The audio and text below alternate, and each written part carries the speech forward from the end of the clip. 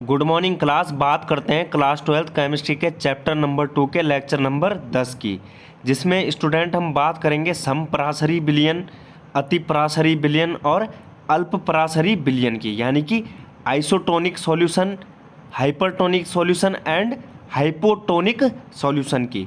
तो चलिए स्टूडेंट एक एक करके इन सॉल्यूशंस की बात करते हैं। तो सबसे पहले बात करते हैं स्टूडेंट समपराशरी विलयन की, यानी कि आइसोटोनिक सॉल्यूशन।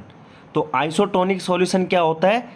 वह सॉल्यूशन जिनके जो है समान ताप पर प्रासरण दाब समान होते हैं, अर्थात समान ताप पर जिन विलयनों के प्रासरण दाब समान होते हैं उन्हें आइसोटोनिक सॉल्यूशन कहा जाता है। अर्थात नियत ताप एवं सांद्रता पर समान प्रासरण दाब वाले विलयनों को जो है समपराशरी विलयन कहा जाता है।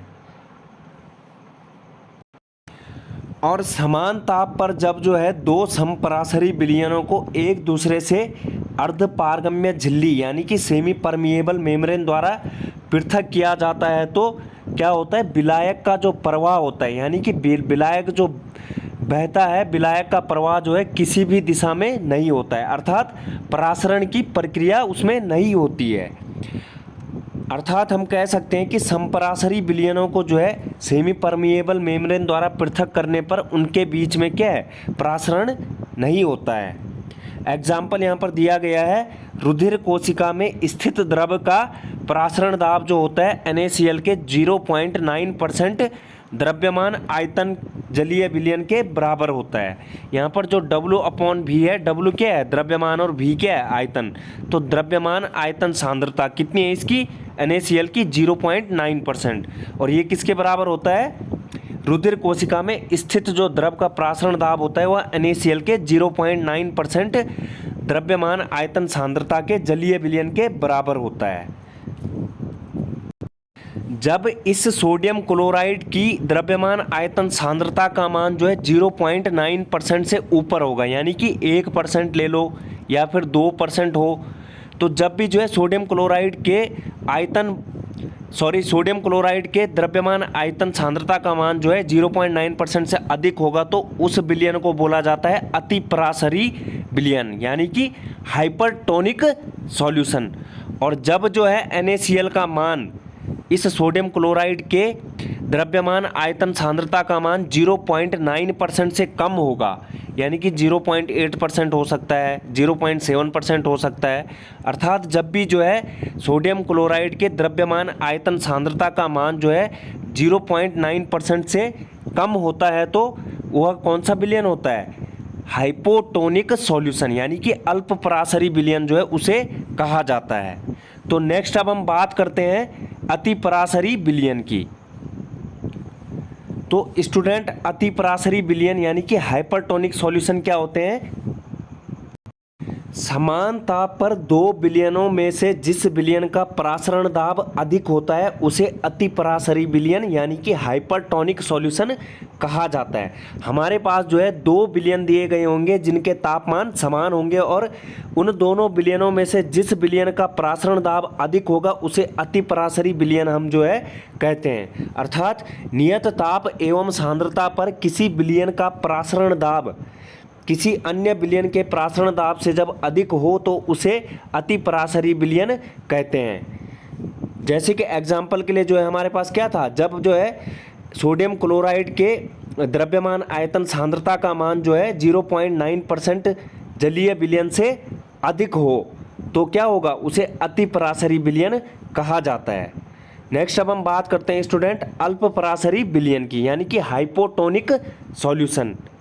समान ताप पर दो विलयनों में से जिस विलयन का परासरण दाब कम होता है उसे अल्पपराशरी विलयन या फिर अर्धपराशरी विलयन या फिर हाइपोटोनिक सॉल्यूशन कहा जाता है। अर्थात हमारे पास जो है दो सॉल्यूशन होंगे जिनके टेम्परेचर क्या होंगे, सेम होंगे, और उन दोनों सॉल्यूशंस में से जो है जिस सॉल्यूशन का परासरण दाब यानी कि ऑस्मोटिक प्रेशर जो है कम होगा उसे जो है अर्धपराशरी विलयन या फिर अल्पपराशरी विलयन कहा जाता है। अर्थात नियत ताप एवं सांद्रता पर किसी विलयन का प्रासरण दाब किसी अन्य विलयन के प्रासरण दाब से कम हो तो उसे अल्प परासरी विलयन या फिर हाइपोटोनिक सॉल्यूशंस कहा जाता है। एग्जाम्पल जो है हमारा क्या हो सकता है, जो सोडियम क्लोराइड का द्रव्यमान आयतन सांद्रता का मान 0.9% से कम हो, यानी कि 0.8% हो या फिर 0.7% हो, तो उस प्रकार के सॉल्यूशन को क्या कहा जाता है, अल्प परासरी सॉल्यूशन।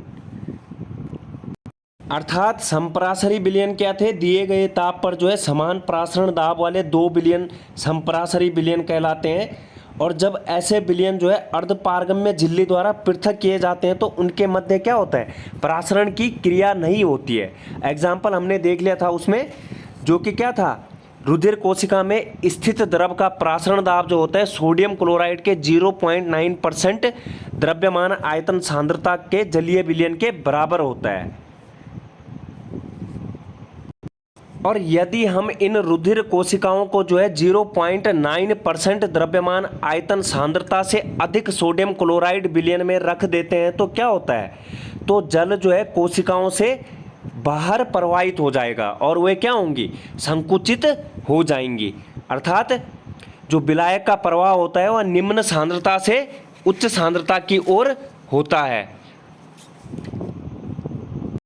अर्थात विलायक के अणु जो है निम्न सांद्रता से उच्च सांद्रता की ओर गति करते हैं, तो इसीलिए क्या होता है, हमारी कोशिकाएं जो है संकुचित हो जाती हैं। और यदि इसी प्रकार के विलयन को जो है क्या कहा जाता है, अति परासरी विलयन कहा जाता है।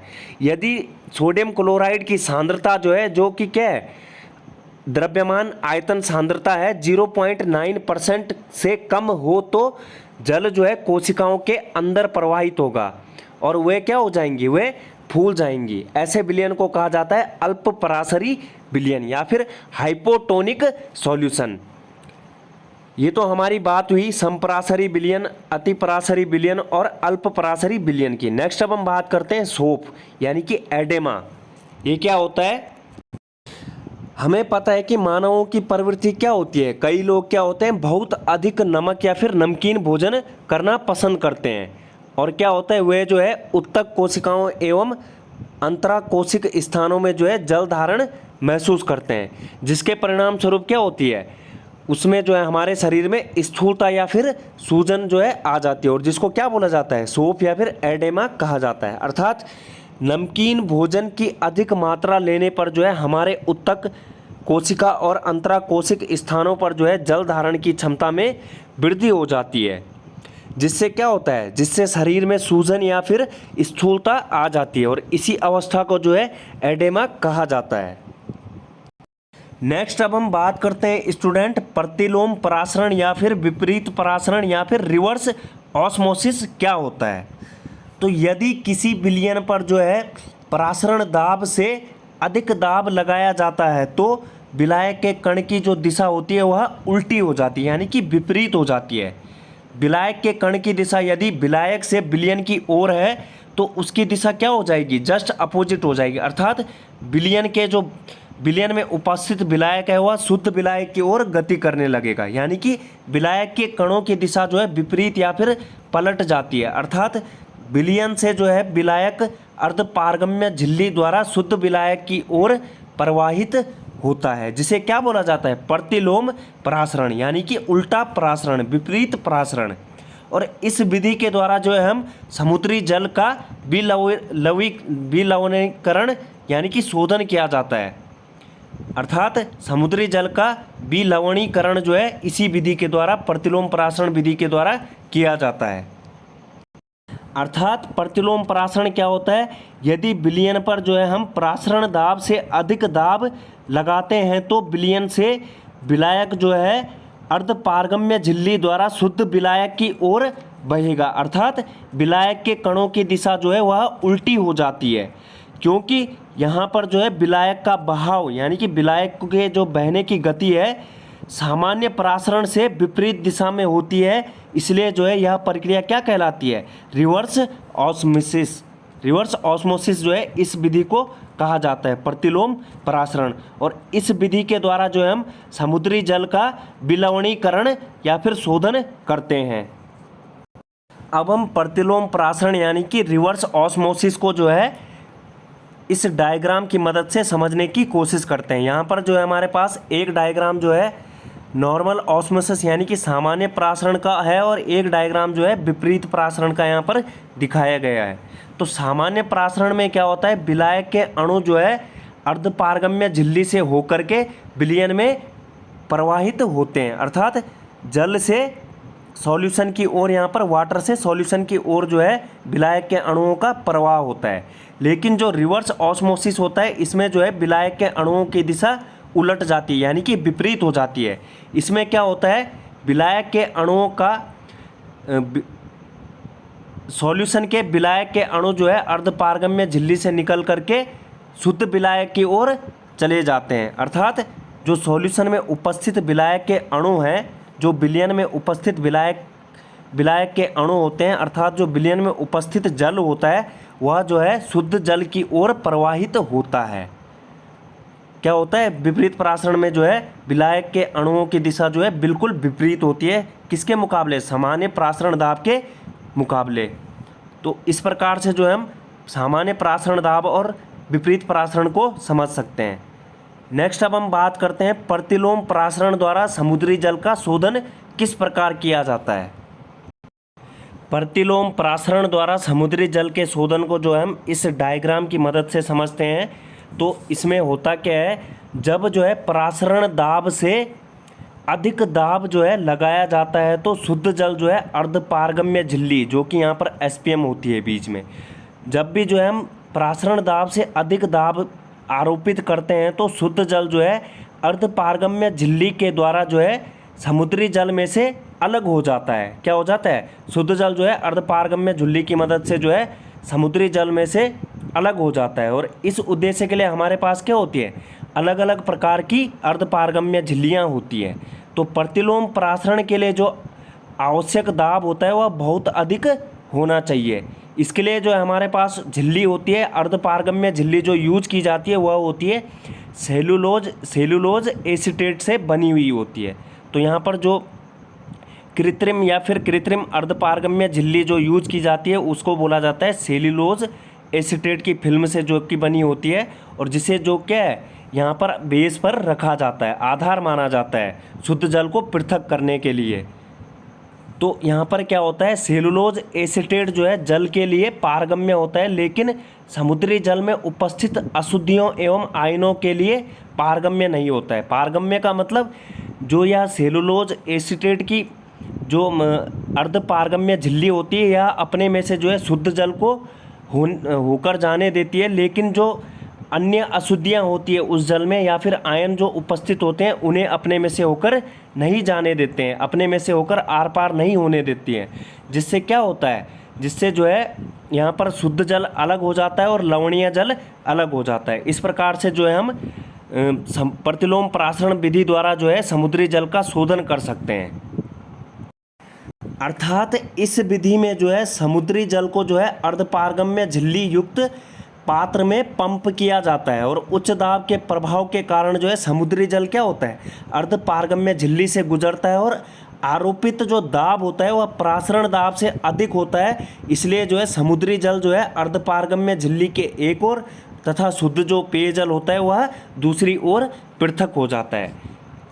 और जो इसका उपयोग किया जाता है खाड़ी देशों में विपरीत परासरण तकनीक का प्रयोग जो है वर्तमान में समुद्री जल से शुद्ध पेयजल प्राप्त करने के लिए किया जा रहा है।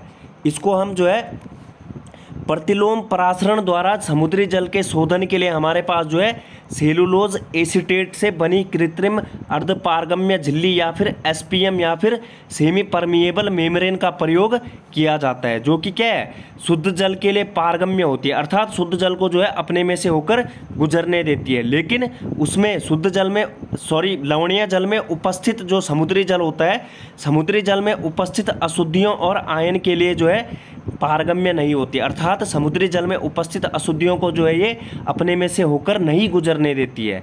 जिससे क्या होता है, परासरण दाब से अधिक दाब जब लगाया जाता है तो शुद्ध जल जो है एसपीएम यानी कि अर्धपारगम्य झिल्ली को पार करके दूसरी तरफ चला जाता है और जो अशुद्धियाँ होती है वह एक तरफ शेष रह जाती है, जिससे क्या होता है समुद्री जल का विलवणीकरण हो जाता है। इस प्रकार से जो है हमारा आज का टॉपिक समाप्त होता है। उम्मीद करता हूँ स्टूडेंट आपको पसंद आएगा। Thanks for watching. Drop a like if you enjoyed, subscribe for more updates. Thank you.